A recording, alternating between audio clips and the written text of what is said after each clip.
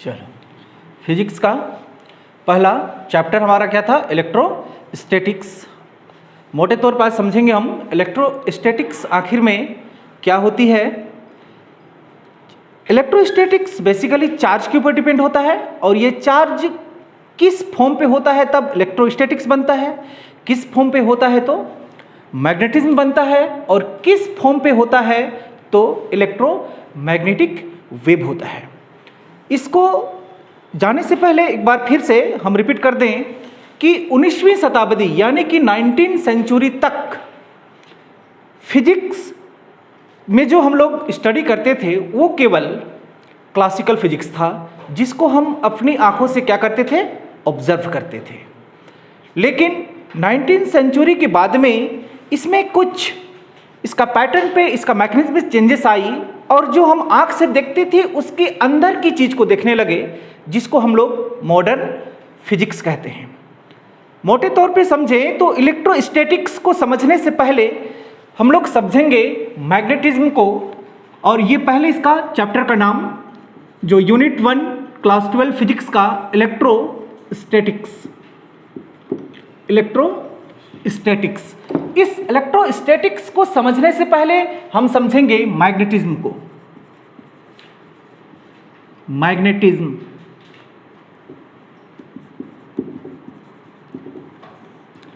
अब ये मैग्नेटिज्म क्या होती है? मैग्नेटिज्म को समझने से पहले इस मैग्नेटिज्म को हम 3 भाग में डिवाइड कर देते हैं। पहला, इसको हम डिवाइड करेंगे इलेक्ट्रोस्टैटिक्स, दूसरा मैग्नेटिज्म और तीसरा हो जाएगा हमारा इलेक्ट्रोमैग्नेटिक वेव।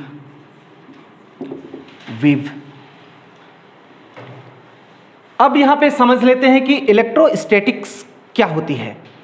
इलेक्ट्रोस्टैटिक्स बेसिकली अगर हमारा किसी भी मैटर को अगर हम समझना शुरू करें तो मैटर का निर्माण मॉलिक्यूल से हुई है और मॉलिक्यूल्स का निर्माण एटम से हुआ है और एटम का निर्माण भी किससे हुआ है? इलेक्ट्रॉन, प्रोटॉन और न्यूट्रॉन से हुआ है। तो इलेक्ट्रॉन, प्रोटॉन और न्यूट्रॉन बन के एटम्स बना, बहुत सारे एटम्स मिलके क्या बना? मॉलिक्यूल्स, और बहुत सारे मॉलिक्यूल्स बन के क्या बनेगा? हमारा मैटर बनेगा। अब उस मैटर पे हम पहले भी देख चुके हैं कि अगर इलेक्ट्रॉन्स पे चार्ज प्रेजेंट है, प्रोटॉन पे चार्ज प्रेजेंट है और इस चार्ज पार्टिकल से अगर कोई पदार्थ का निर्माण होता है तो जितना भी मैटर है सबके अंदर पे क्या प्रेजेंट होगी? चार्ज प्रेजेंट होगी। तो उसी चार्ज को हम यहाँ पे देखेंगे एक एक करके। इलेक्ट्रोस्टैटिक्स का मतलब क्या होता है कि अगर किसी पदार्थ के अंदर, किसी मैटर के अंदर पे हमारा जो चार्ज पार्टिकल्स है वो अगर मूव ना करे, जो charge particles charge at rest, अगर इस कंडीशन पे हो तो उसको हम लोग कहते हैं इलेक्ट्रोस्टैटिक्स। दूसरी बात करें हम मैग्नेटिज्म की, तो मैग्नेटिज्म में हम लोग क्या जानते हैं कि charge in moving with some velocity. Charge क्या होगा इस केस में? अगर चार्ज मूव करना शुरू करे, चार्ज इन मूविंग, किसी मटेरियल पार्टिकल्स में अगर चार्ज मूव एक टर्मिनल से दूसरे टर्मिनल मूव किया तो वो मटेरियल हमारा मैग्नेटिज्म को शो करता है, और जहां पे मैग्नेटिज्म होती है वहां पे क्या होता है? इलेक्ट्रिक फील्ड होता है।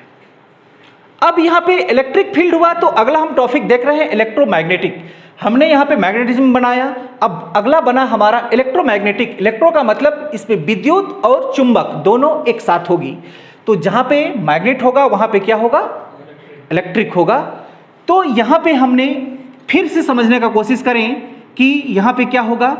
Charge in moving with some acceleration.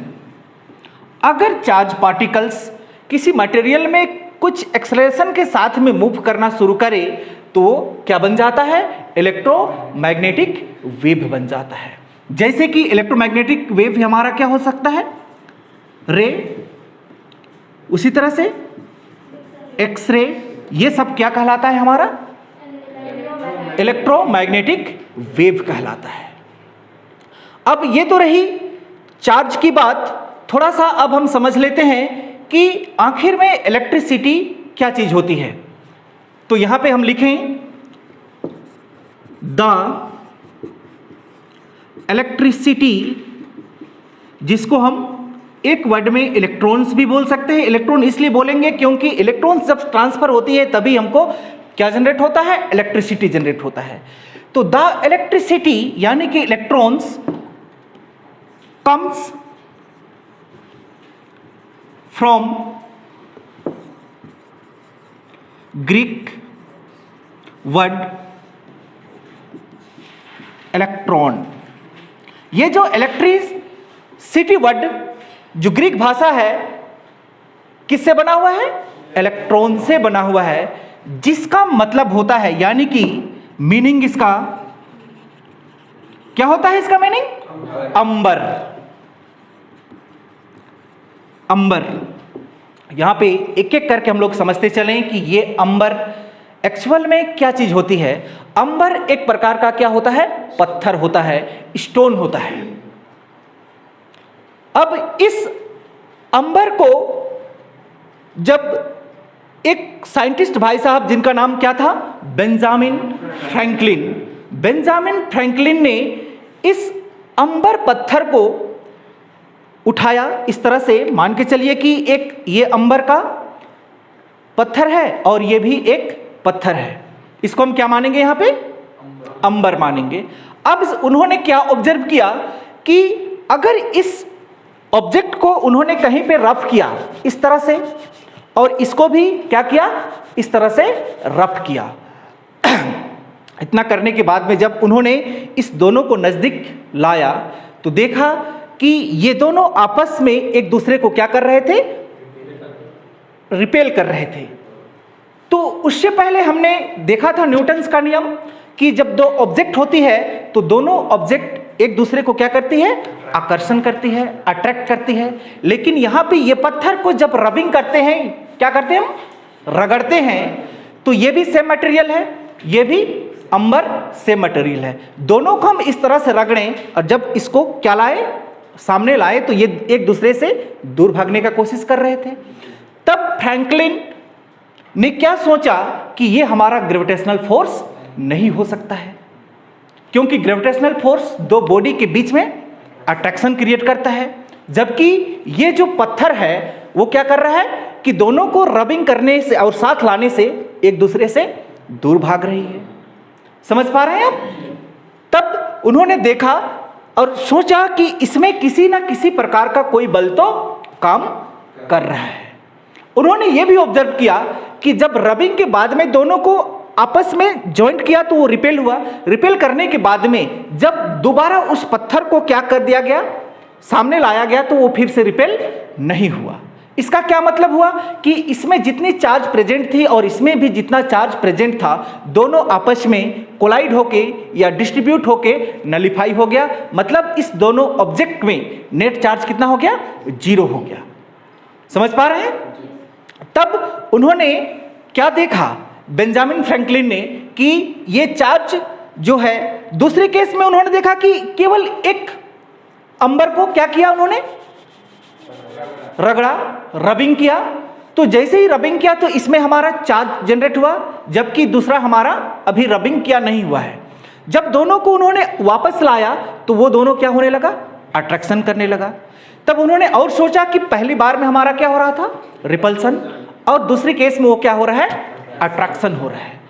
तब उन्होंने इसका इलेक्ट्रॉन्स थ्योरी बनाया। क्या बनाया, इलेक्ट्रॉन्स का थ्योरी बनाया। उन्होंने जब इलेक्ट्रॉन्स का थ्योरी बनाया तो उन्होंने पता किया कि आखिर में ये जो चार्ज जनरेट होती है वो इलेक्ट्रॉन्स ही है। क्या है, इलेक्ट्रॉन्स है। इलेक्ट्रॉन के कारण ही क्या होता है, चार्ज जनरेट होती है। इसीलिए कहने का मतलब है कि जैसे कि हम क्या है कि चार्ज एक प्रकार का क्या है प्रॉपर्टीज है कि यहाँ पे इलेक्ट्रॉन्स है तो उस इलेक्ट्रॉन पे उसका चार्जिंग जो है वो उसका गुण है। कहने का मतलब है कि जैसे कि हमारा एक ये पूरा बॉडी मान के चले कि एक इलेक्ट्रॉन है और सिर में हम क्या लगा दिए, एक टोपी लगा दिए या एक रुमाल बांध दिए। अब हमारा बॉडी जिधर जिधर जाएगा उधर उधर टोपी साथ में जाएगा। उसी तरह से जो चार्ज है वो क्या है, इलेक्ट्रॉन्स का गुण है। जिधर जिधर इलेक्ट्रॉन्स मूव करेगी उसके साथ में चार्ज भी क्या करेगा, मूव करेगा। समझ पा रहे हैं? तो उसी समय फ्रैंकलिन ने बताया कि जो छोटा यूनिट है, चार्ज का सबसे छोटा जो यूनिट है वो क्या है, इलेक्ट्रॉन्स है। Smallest unit of charge is electrons. तो यहां पे हम इसको भी देख लेते हैं। Smallest unit of charge is electron.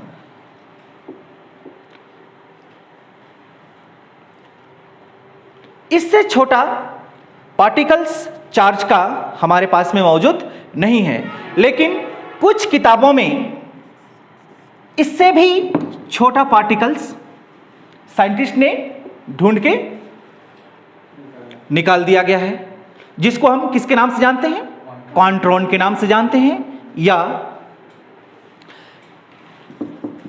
यहां पे लिख देते हैं क्वांट्रॉन या क्वांक के नाम से भी जाना जाता है इसको। इसका जो चार्ज है ये इलेक्ट्रॉन्स के जितना चार्ज है उसका दूसरा भाग भी हो सकता है। दो इलेक्ट्रॉन्स में जितना चार्ज प्रेजेंट होती है उसका तीसरा भाग भी हो सकता है। किसमें चार्ज प्रेजेंट होता है सर, क्वांट्रॉन या क्वांक्स में। तो ये हमारा इलेक्ट्रॉन से भी छोटा पार्टिकल्स हुआ, चार्ज का छोटा यूनिट हुआ, लेकिन अभी हमको इसको नहीं देखना है, सिर्फ हम किसको देखेंगे, इलेक्ट्रॉन्स को देखेंगे।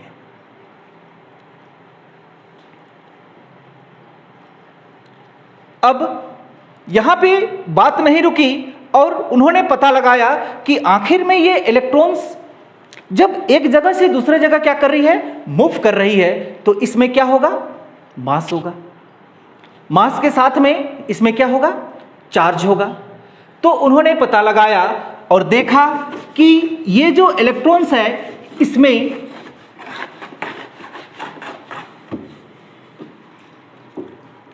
चार्ज कितना है, तो यहां पे हम उसको भी देख लें। चार्ज ऑफ इलेक्ट्रॉन्स क्या होती है, 1.6 इंटू 10⁻⁻19 कुलम। कुलम इसलिए रिप्रेजेंट किया गया क्योंकि यहां पे कुलम चार्ज का एसआई यूनिट है। SI unit of charge equal to C for coulomb. Coulomb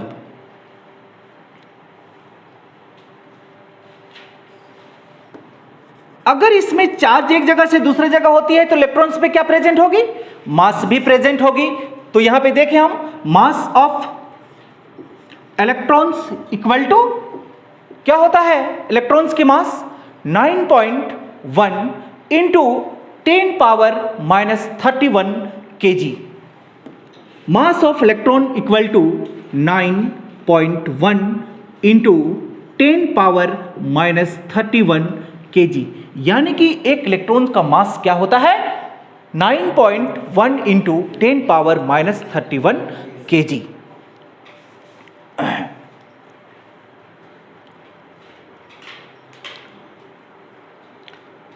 अब बेंजामिन फ्रैंकलिन ने बताया कि जब उन्होंने दो अंबर पत्थर को सामने रखा तो दोनों नलिफाई हुआ, दूसरा टाइम से वो ना रिपेल किया ना अट्रैक्शन किया। तो उन्होंने फिर से पता लगाया कि आखिर में ऐसा क्यों हुआ। फिर उन्होंने जब इलेक्ट्रॉन्स का थ्योरी बनाया तो उन्होंने ऑब्जर्व किया कि किसी भी मटेरियल्स में जितना चार्ज इलेक्ट्रॉन्स पे, इलेक्ट्रॉन्स नेगेटिव चार्ज प्रेजेंट होती है, उतना ही उसमें हमारा क्या प्रेजेंट होता है, पॉजिटिव चार्ज प्रेजेंट होता है। तब अगर हम बात करें तो यहां पे charge of electrons 1.6 into 10⁻⁻19 coulomb. तो उन्होंने वो भी देखा कि उसके अंदर पे और एक पार्टिकल्स होता है जिसको हम लोग क्या कहते हैं, प्रोटॉन, और उसका उन्होंने चार्ज पता लगाया, चार्ज ऑफ प्रोटॉन। प्रोटॉन को यहां पे हम क्या लिखेंगे, E प्लस। E प्लस का मतलब प्रोटॉन, E माइनस का मतलब इलेक्ट्रॉन्स। तो उन्होंने देखा क्या कि वहां पे जो एक प्लस चार्ज है और एक माइनस चार्ज है, जितनी मात्रा में हमारा माइनस चार्ज है उतनी मात्रा में प्लस का चार्ज है। तो इसका भी चार्ज उतना ही होगा, 1.6 इंटू 10⁻⁻19 कुलम। लेकिन ये किस में है, माइनस में, ये क्या है, प्लस में। लेकिन इस दोनों में फर्क ये है कि इसका मास, इलेक्ट्रॉन्स का जितना मास है उससे 1837 गुना यानी कि 1837 टाइम्स ज्यादा मास किसका है, प्रोटॉन का है, E प्लस का है। समझ पा रहे हैं आप? इसका मास क्या था हमारा, बोलिए तो, mass of E plus. E plus का मतलब प्रोटॉन। क्या है इसका mass of proton? Mass of proton 1.6 into 10⁻⁻27 kg। 1.6 into 10⁻⁻27 kg, ये इलेक्ट्रॉन्स का मास और ये प्रोटॉन का मास। लेकिन दोनों में क्या था, हमारा चार्ज बराबर था, लेकिन एक में माइनस तो दूसरा में प्लस। लेकिन मास की अपेक्षा में इलेक्ट्रॉन्स की मास कम था जबकि प्रोटॉन की मास ज्यादा थी। तो क्या यहां पे हम लिख सकते हैं कि मास ऑफ E प्लस यानी कि proton is 1837 times heavier than mass of electrons, mass of electrons। अब बात समझते हैं कि आखिर में यहां पे इलेक्ट्रॉन्स को ही, चार्ज को एक जगह से दूसरे जगह ट्रांसफर करने का गुण क्यों प्राप्त है, जबकि प्रोटॉन भी तो हमारा क्या है, चार्ज को इंडिकेट करता है, लेकिन प्रोटॉन चार्ज को एक जगह से दूसरे जगह ट्रांसफर क्यों नहीं करती है। तो हमने देखा यहां पे कि इलेक्ट्रॉन्स का जो मास है वो बहुत ही कम है, किसकी अपेक्षा में, प्रोटॉन की मास की अपेक्षा में। तो अब यहां पे समझें कि अगर एक जगह क्या खड़ा है, ट्रक खड़ा है, और एक जगह क्या खड़ा है, साइकिल खड़ा है। साइकिल समझती है ना?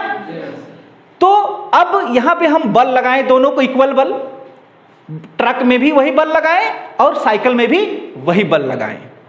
यहां पे हम ट्रक को किससे कंपेयर कर रहे हैं, प्रोटॉन के साथ में, साइकिल को किससे कंपेयर कर रहे हैं, इलेक्ट्रॉन्स के साथ में। अब दोनों में इक्वल बल लगाएं तो आप ऑब्जर्व करेंगे जो हल्का है साइकिल आगे की ओर जाएगी, क्या ट्रक आगे की ओर जाएगा? क्यों नहीं जाएगा? उसका मास ज्यादा है इसीलिए नहीं जाएगा, जबकि हमने दोनों में इक्वल फोर्स डाला, बराबर फोर्स डाला।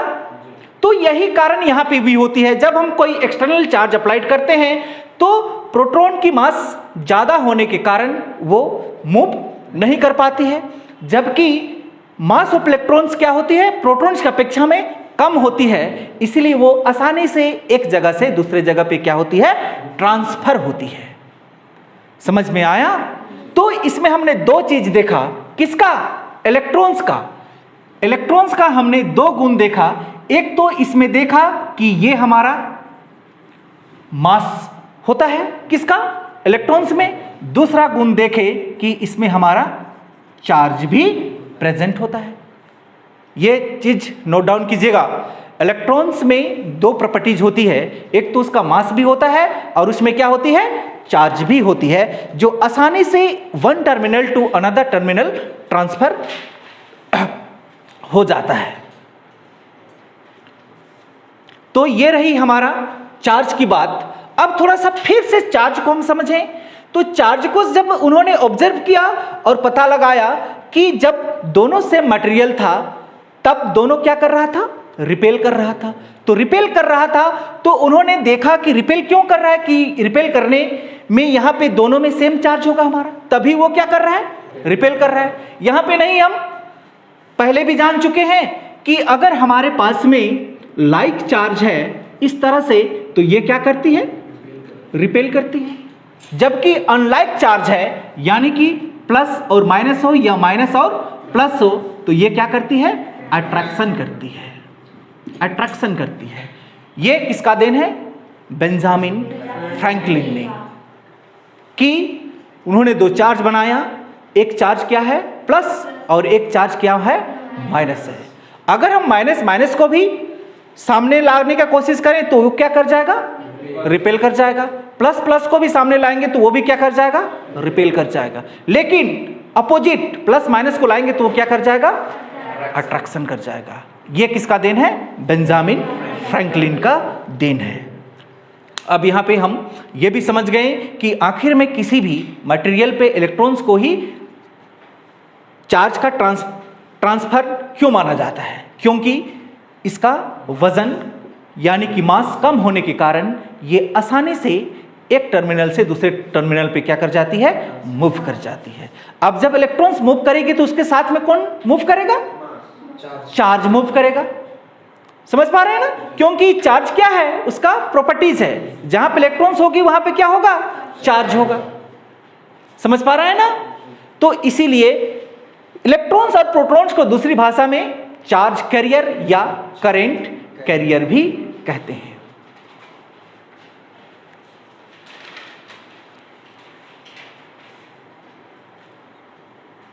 चलिए इसको नोट डाउन करते चलेंगे।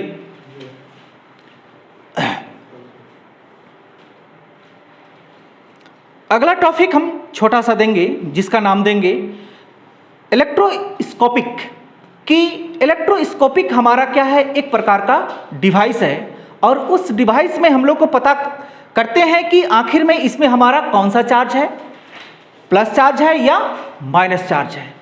अगला टॉपिक हमारा होगा इलेक्ट्रोस्कोपिक। इलेक्ट्रोस्कोपिक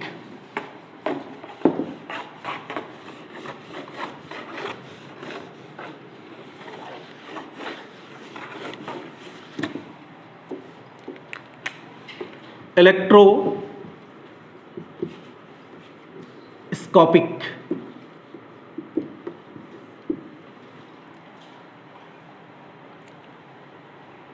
ये इलेक्ट्रोस्टैटिक्स का पहला टॉपिक इलेक्ट्रोस्कोपिक। इलेक्ट्रोस्कोपिक एक प्रकार का डिवाइस है जिसकी हेल्प से हम किसी भी पार्टिकल्स का में कौन सा चार्ज प्रेजेंट है उसको ऑब्जर्व कर पाते हैं कि उस मटेरियल में हमारा प्लस चार्ज है कि माइनस चार्ज है या प्लस और माइनस दोनों प्रेजेंट है। किसे ऑब्जर्व करते हैं, इलेक्ट्रोस्कोपिक्स। तो हम इसको लिखते हैं, आप लिखिएगा आप लोग, हम इसका डेफिनेशन बता देते हैं। इलेक्ट्रोस्कोपिक क्या चीज होती है, इलेक्ट्रोस्कोपिक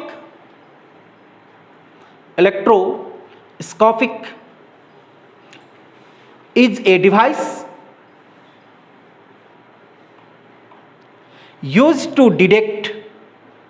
used to detect the presence and nature of electric charge on a body is known as electroscope.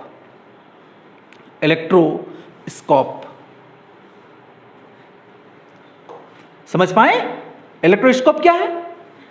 Electroscope क्या है, आया समझ में? क्या है इलेक्ट्रोस्कोप?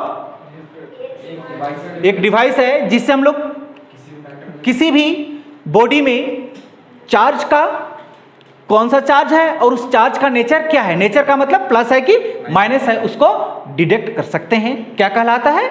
इलेक्ट्रोस्कोप कहलाता है। थोड़ा सा नीचे लिखेंगे हम लोग कि जनरली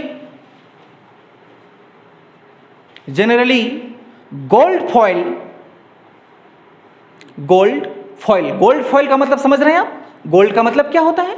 सोना। फॉइल का मतलब है कि सोना हम लेंगे और सोना को पीट के इतना पतला कर देंगे कि मक्खी का पंख देख रहे हैं आप, उतना पतला हो जाए। समझ पा रहे हैं? तो उतना पतला सोना का बना हुआ चीज को हम क्या कहेंगे? फॉइल कहेंगे, गोल्ड फॉइल कहेंगे। अगर उसमें थोड़ा सा हवा भी लगा तो वो फॉइल हमारा डुलने लगेगा। क्या मोटा सा अगर हम गोल्ड लेंगे तो हवा लगेगा तो वो इस तरह से हिलेगा क्या? लेकिन उसको अगर मक्खी के पंख के समान हम कर दें तो वो क्या लगेगा? हिलने लगेगा। तो उसी तरह से हम क्या करते हैं कि इलेक्ट्रोस्कोप में गोल्ड का फॉइल लेते हैं और उसको क्या कर देते हैं? एक जार से बंद कर देते हैं। अब उस जार से क्यों बंद कर देते हैं ये हम आगे बताते हैं, पहले इस डेफिनेशन को हम कंप्लीट कर लेते हैं। Generally gold foil are used in electroscope because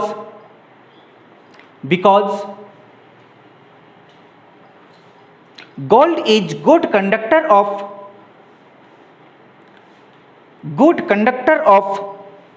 electricity and highly sensitive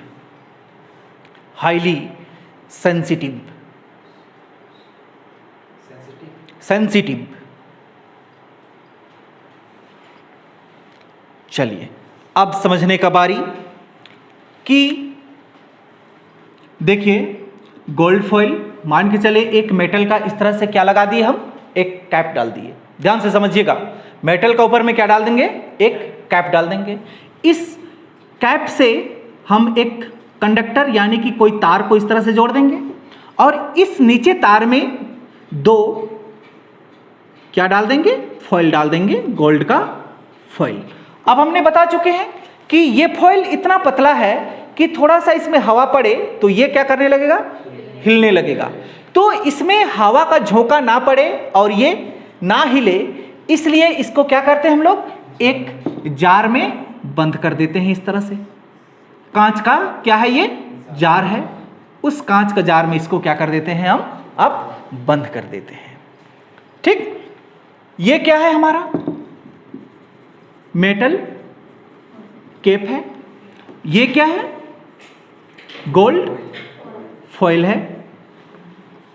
अब क्या करते हैं कि एक कोई अदर मटेरियल मान के चलिए कि एक हमारा एक मटेरियल है, इस प्रकार का एक मटेरियल को उठाते हैं और इस मटेरियल को हम क्या करते हैं?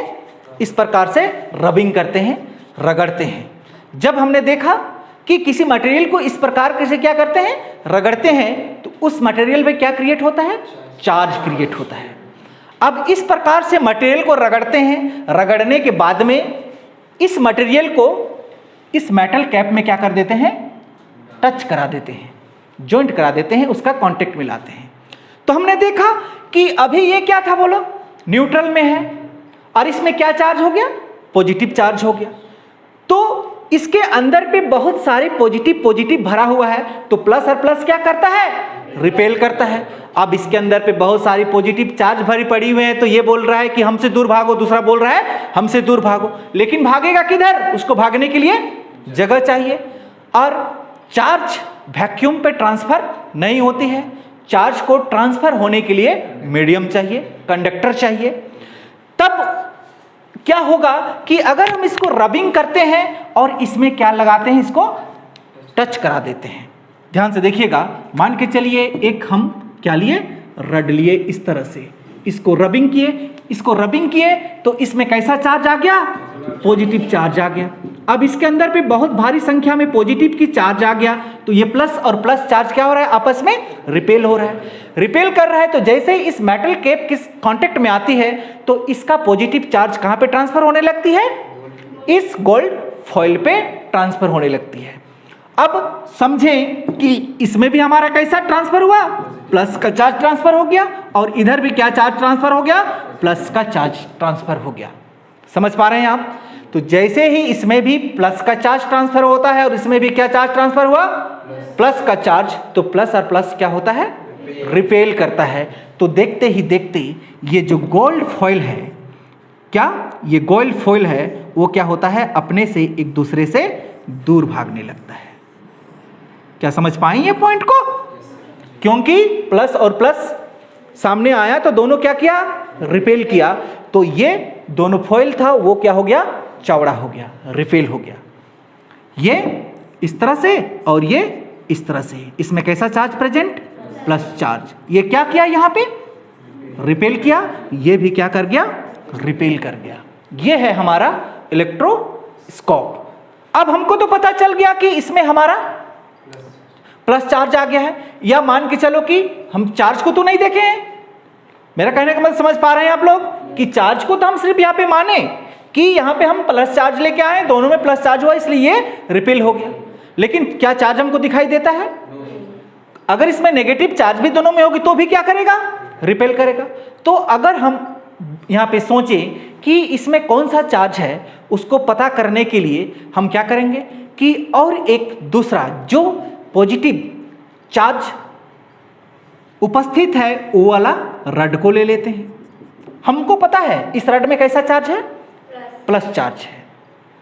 ये हमको जान रहे हैं कि इस रड में कैसा चार्ज है, प्लस चार्ज। अब जैसे ही इस रड को हम फिर से यहाँ पे क्या करते हैं, टच करा देते हैं, तो फिर से यहाँ का जो चार्ज पार्टिकल्स है वो किधर जाएगी, प्लस की ओर जाएगी। अगर फिर से ये जो फॉइल है वो ज़्यादा चौड़ा हो जाए इस तरह से, तो हम पहले वाला चार्ज को क्या मानेंगे, प्लस से ही मानेंगे। समझ पाए? क्योंकि पहले प्लस था तो ये चौड़ा था, इसमें अब जब चार्ज दिए तब भी और ये चौड़ा हो गया, तो पहले वाला चार्ज भी हमारा क्या था, प्लस था। अगर पहले का चार्ज इसमें क्या रहता, माइनस रहता, और ये हम जिसको जान रहे थे जिस रड में प्लस चार्ज है, तो ये अट्रैक्शन कर जाता। तब हमको पता चलता कि पहले वाला चार्ज क्या था, माइनस था कि या प्लस था। क्या बात समझ में आया? अगर फिर से चौड़ा होगा तो क्या होगा, प्लस। अगर वो पहले जैसा हो जाएगा तो माइनस। कौन वाला चार्ज, जो पहले चार्ज प्रेजेंट इसमें होगा, क्योंकि इस वाला रड का चार्ज को तो हमको पता है। समझ में आए? ये डायग्राम को नोट डाउन करेंगे।